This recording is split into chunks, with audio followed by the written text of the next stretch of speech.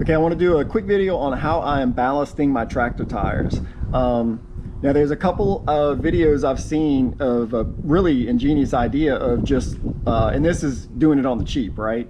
If you don't have a lot of, like a big pump or anything like that. So some people will lower their tractor, they'll take their valve stem out and let all the air out and then lower their tractor until the tire goes flat.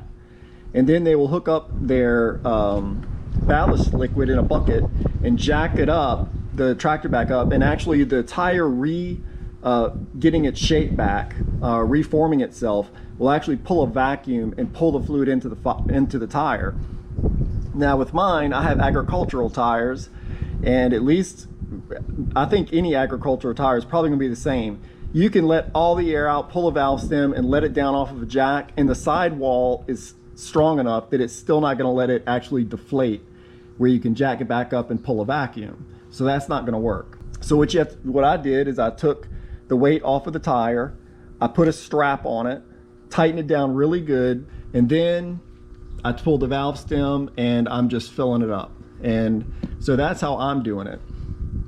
Again, there's a lot of different ways to do this, but if you don't have a lot of equipment, or if you don't have a big pump, or if you don't want to go buy that water adapter thing you can do to it, to where you can hook a garden hose up to it. I'm not using water, I'm using RV and marine antifreeze. It's like $2.40 or 50 cents a gallon at Walmart, and it's going to take 15 gallons per tire. All right, I'm getting close to my 75% full. I misspoke on when I mentioned earlier, I said 21 gallons. I'm not putting 21 gallons. This is a 12 by 16.5 tire. It's on a Kioti CX2510. So this tire should have 15 gallons for 75% full. And I've probably lost about a quart of water, maybe 2 quarts of water through the bead when I was trying to make sure that, you know, sometimes this bead will still come loose and you have to tighten up on your strap, or you have to let down a little on your jack to bulge that tire out. So you might get a little leakage. So I'm putting 16 gallons because I did leak some off, and it's getting now to where I have to unplug it pretty often, about every inch that the barrel drops. If you watch, I unplug it, and you can see all those bubbles coming out, and that's just the air pressure bleeding back out of the tire from the water displacing the air pressure. And I'm doing that pretty often, and the reason is because I have a tiny little aquarium pump. As you can see, it's just a little bitty pump. So I don't want to, it's not going to be very efficient trying to force water into against air pressure. It's just not a powerful pump.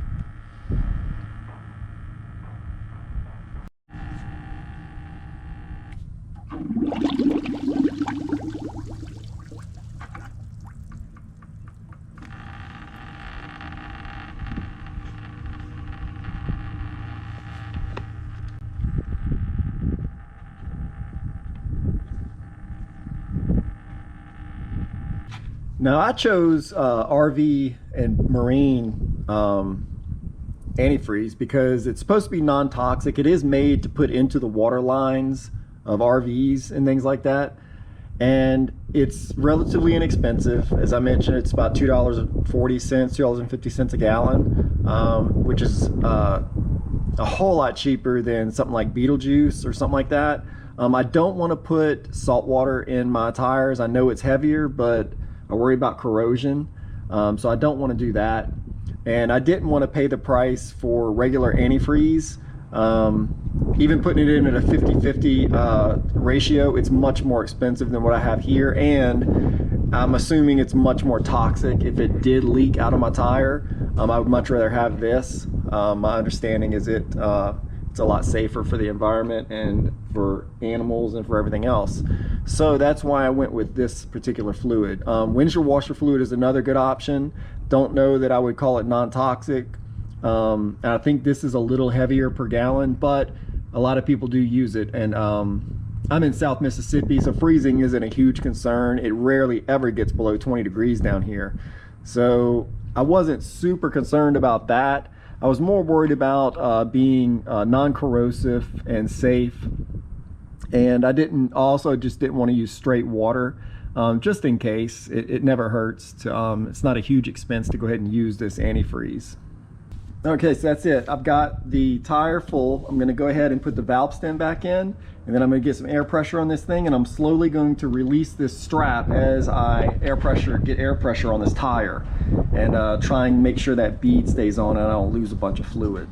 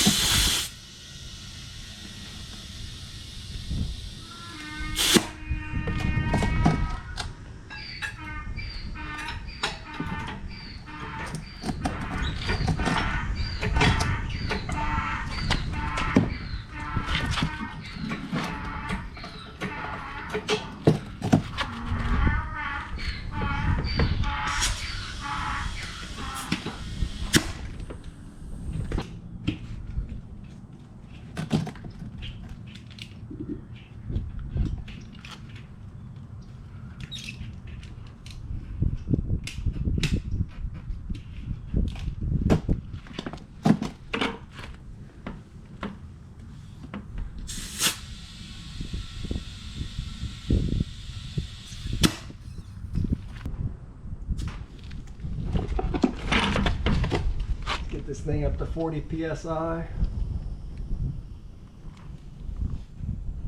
think I'm not going to put it at 40. It's higher than I usually put my tractor tires.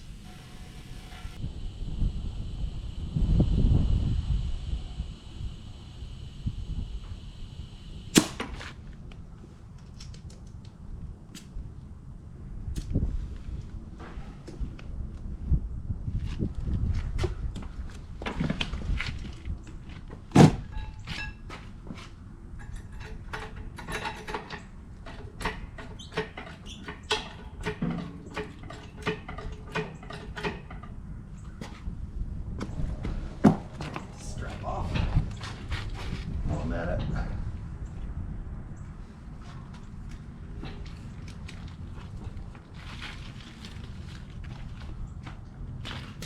Make sure my valve stem's at the very top.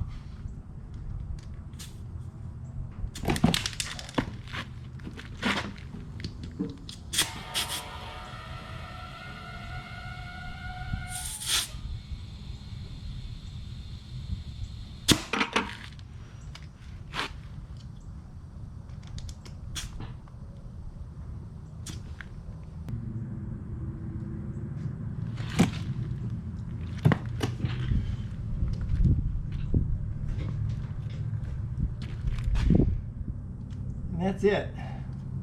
Max inflation on this is 40, and that's what it came at with the dealership. That's what it came with. But I'm gonna put mine at 35.